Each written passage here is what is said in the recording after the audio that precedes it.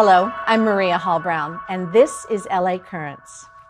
Well, her immigrant parents actually met in a U.S. citizenship class, so perhaps it was fate that she's devoted her entire life to public service. I'm delighted to be joined today by Hilda Solis.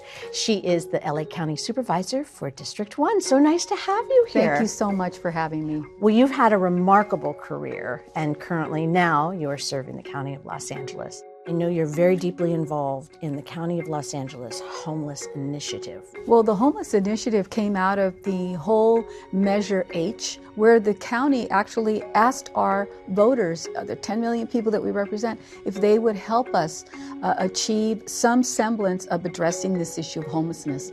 And so there was a tax, a measure that allowed us to raise money, and that money goes every year towards helping to build out shelters, permanent, interim, as well as providing wraparound services, and really setting some good expectations of what the county can and can't do.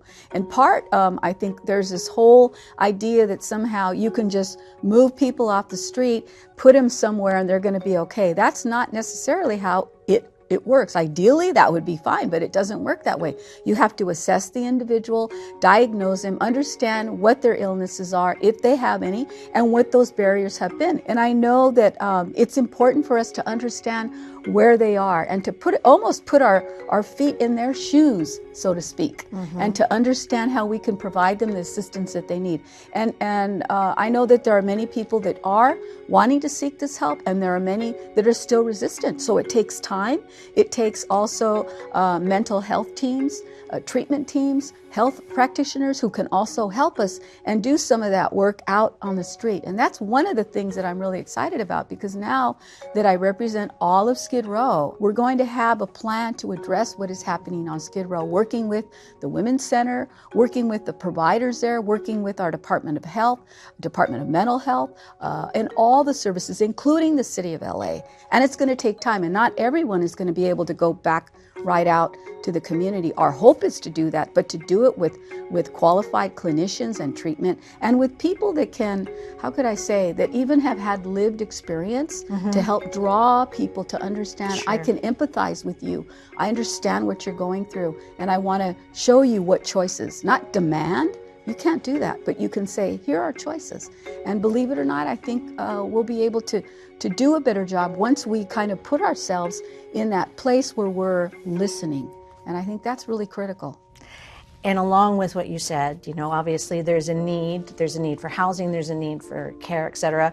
And one of the opportunities might be sitting, you know, like right outside of downtown with the LA General Hospital. So I know that you're looking at that and hoping that might be part of the solution. How's that plan going? Well, it's been a couple of years, I want to say at least 3 years, that I have been excited about looking at it, because it is, I mean, we're talking about many, many acres of floor space that if we could retool it, put in new elevators, electricity, plumbing, and divide it up into sections so that we could have up to anywhere from maybe 500 to 600 to 700 units of housing for people who need it. Because that's the number one priority. Right now we're short 500,000 housing units that we need to somehow find. Well, you can't build everything, but why not repurpose something like that could be used? It's been about 18 months since you opened the Hilda Solis Care First Village. I mean, that's a success story. I think it's a game changer for a lot of people. I had no idea that we could transform containers that you see in the ports of LA and Long Beach, that they could be converted into homes. When I first thought of it, I thought, oh no, that doesn't sound realistic. But when I saw some models of what they could do, I thought, you know what, this is acceptable, because you can split the container in half and still have room for a unit, one unit to house one person that would have their own restroom, their own shower. They would be able to take care of themselves. And during the pandemic, I think people really understood you have to isolate. You can't just put everybody in a big congregate setting. And it made sense. But if you were to walk in to one of those facilities, there's 232 that were built, and they're stackable containers. You would say that you were at probably one of the nearest nice hotels, motels in town. And you'd have access to a Wi-Fi, you'd have your own television, your own refrigerator there. And in addition, once you enter into the program where these units are, you also are entitled to receive your meals there, and also entitled to receive wraparound services. So you get mental health counseling, you get assistance. You're also allowed to go work if that's what you need at the time to help get yourself back together. And at this facility, which happened to be a parking space that was going to be used for the Men's Central Jail, they were going to rebuild the jail. Well, since it's in my district, I said, why allow it to just sit there for time when we're not going to build the jail? Let's put some housing, interim housing for the unhoused. And we did it in 6 months. For us, it's unbelievable that it happened in record time. But it took everybody coming together and working shifts, hiring up local people, and then getting a provider in that staffs it. They even went as far as to put a dog park on the property. Oh, you got to see it. It's phenomenal. This is a non sequitur, but what was it like being Secretary of Labor? Was it remarkable in all ways, or was it challenging, or was it, because it's a rather prestigious position, especially being a woman. How was that? It was something that I could have never imagined, that one day I would go back and, back to Washington, D.C. and actually serve for the President of the United States. It was an honor, obviously. Mm-hmm. But I think for me, the challenge was always about how can we improve the lives of people, and how do we do it through the Department of Labor, working with other departments, community, and also the private sector and the public sector, as well as people who need our assistance, and making sure that we try to hit it right, that we get it right. And that's always the challenge. But for me, it was a lifetime opportunity, and I encourage people to live out their dreams, and don't be hesitant to seek out and risk, because let me tell you something. Somebody told me when I was in high school that I wasn't college material. Oh. Yeah, yeah.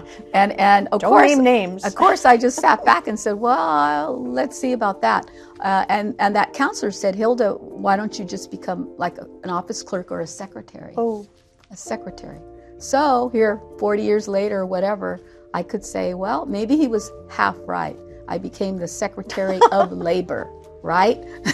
Different credentials. But along those lines, I think that maybe what that has done is that has spurred you to make sure that you champion women, because that is something that is definitely part of your makeup. Why is this an important part of your being, to make sure that you elevate women in their voices and what they can do? Well, I think women do things in a very different way. We can also be very deliberate in what we want to do and what we believe in. And I think that more women getting elected helps to bring about that change that sometimes is necessary, because we're looking at family issues, we're looking at children, we're looking at economic issues, we're looking at housing security, we're looking at everything. And as a woman, I think we just bring many times a different perspective. It doesn't mean that we're right or wrong, it just means that it's a different perspective. And take a look at the County Board of Supervisors. This is the first time in over 100 and something years that you have 5 women. Mm-hmm. And maybe it wasn't planned deliberately, but they rose to the occasion.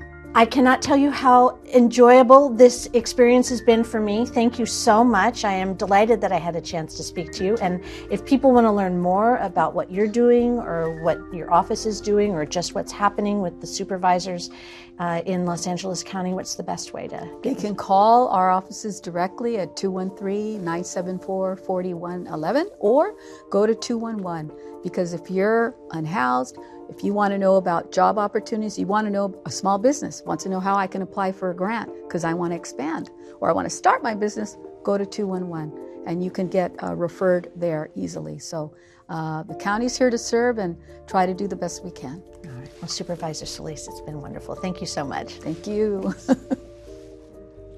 And that's a wrap on this LA Currents.